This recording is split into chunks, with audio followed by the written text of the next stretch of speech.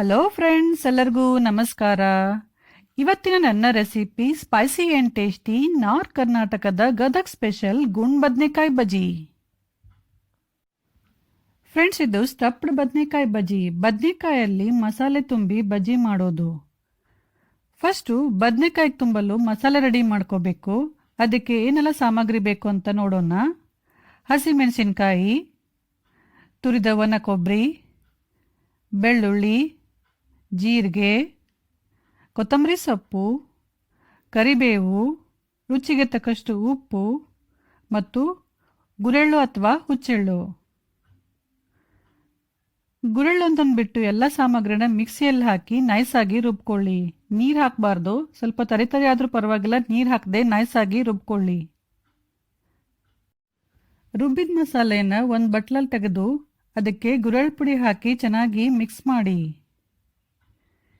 ಈಗ ಬದನೆಕಾಯಿ filling ready ಆಗಿದೆ. ಇದನ್ನೊಂದು ಸೈಡಿಗೆ ಎತ್ತಿಟ್ಬಿಟ್ಟು ನೆಕ್ಸ್ಟ್ ಬಜ್ಜಿ ಮಾಡಲು ಬೇರೆ ಏನೆಲ್ಲ ಸಾಮಗ್ರಿ ಬೇಕು ಅಂತ ನೋಡೋಣ. ಬದನೆಕಾಯಿ ನಾನಿಲ್ಲಿ 2 ಜವಾರಿ ಗುಂಡು ಬದನೆಕಾಯಿ ತಗೊಂಡು ಕ್ಲೀನಾಗಿ ತೊಳೆದು ಈ ಥರ ರೌಂಡಾಗಿ ಕಟ್ ಮಾಡಿ ನೀರಲ್ಲಿ ನೆನೆ ಹಾಕಿಟ್ಟಿದ್ದೀನಿ. ನಂತರ ಕಡಲೆ ಹಿಟ್ಟು, ಅಕ್ಕಿ ಹಿಟ್ಟು, ಈ 2 ಹಿಟ್ಟನ್ನು ಜರಡಿ ಮಾಡಿಟ್ಕೊಂಡಿದ್ದೀನಿ. ನಂತರ ಅಜ್ವಾಯಿನ್ ಅಥವಾ ಓಂ ಕಾಳು, ರುಚಿಗೆ ತಕ್ಕಷ್ಟು ಉಪ್ಪು, ಅರಿಶಿನ ಪುಡಿ, ಚಿಟಿಕೆ ಸೋಡಾ ಮತ್ತು ಬಜ್ಜಿ ಕರಿಯಲು ಎಣ್ಣೆ. ಈ ರೆಸಿಪಿಗೆ ಏನೆಲ್ಲ ಸಾಮಗ್ರಿ ಬೇಕು ಅದರ ಅಳತೆ ಎಲ್ಲವನ್ನೂ ವಿವರವಾಗಿ ನಾನು ಡಿಸ್ಕ್ರಿಪ್ಷನ್ ಬಾಕ್ಸಲ್ಲಿ ಹಾಕಿದ್ದೀನಿ. ಕಡಲೆ ಹಿಟ್ಟಿಗೆ ಅರಿಶಿನ ಪುಡಿ, ಉಪ್ಪು, ಅಕ್ಕಿ ಹಿಟ್ಟು ಹಾಕಿ. ಅಜ್ವಾಯಿನನ್ನು ಅಂಗೈಯಲ್ಲಿ ಸ್ವಲ್ಪ ತಿಕ್ ಹಾಕಿ. ಆಮೇಲೆ ಚಿಟಿಕೆ ಸೋಡಾ ಹಾಕಿ ಚೆನ್ನಾಗಿ ಮಿಕ್ಸ್ ಮಾಡಿ.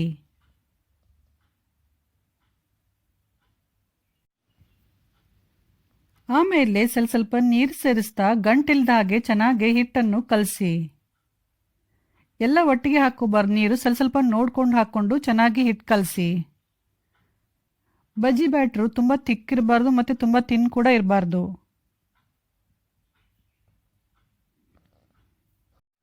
ಆಮೇಲೆ ನೀರಲ್ಲಿ ಕಟ್ ಮಾಡಿಟ್ಟ ಬದನೆಕಾಯಿ ತಗೊಂಡು ಅದ್ರ ಮೇಲೆ ರೆಡಿ ಮಾಡಿಟ್ಟ ಫಿಲ್ಲಿಂಗ್ ಹಾಕಿ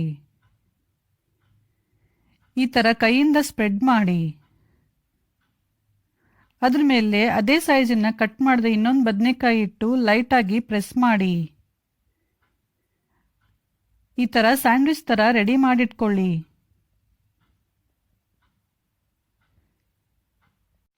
ಇದನ್ನು ಕಡಲೆ ಹಿಟ್ಟಿನಲ್ಲಿ ಅದ್ಬಿಟ್ಟು ಕಾಯ್ದ ಎಣ್ಣೆಯಲ್ಲಿ ನಿಧಾನ ಹಾಕಿ.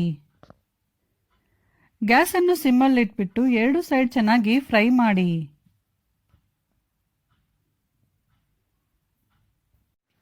ಫ್ರೆಂಡ್ಸ್, ನೀವೇನಾದರೂ ಖಾರ ಕಮ್ಮಿ ತಿಂತಾ ಇದ್ರೆ ಬದನೆಕಾಯಲ್ಲಿ ಮಸಾಲೆ ತುಂಬುವಾಗ ಮಸಾಲೆಯನ್ನು ಸ್ವಲ್ಪ ಕಡಿಮೆ ತುಂಬಿ, ಅಥವಾ ಮಸಾಲೆ ರುಬ್ಕೋಬೇಕಾದ್ರೆ ಒಣ ಕೊಬ್ಬರಿನ ಸ್ವಲ್ಪ ಜಾಸ್ತಿ ಹಾಕೊಂಡ್ರೂ ಖಾರ ಕಡಿಮೆ ಆಗುತ್ತೆ.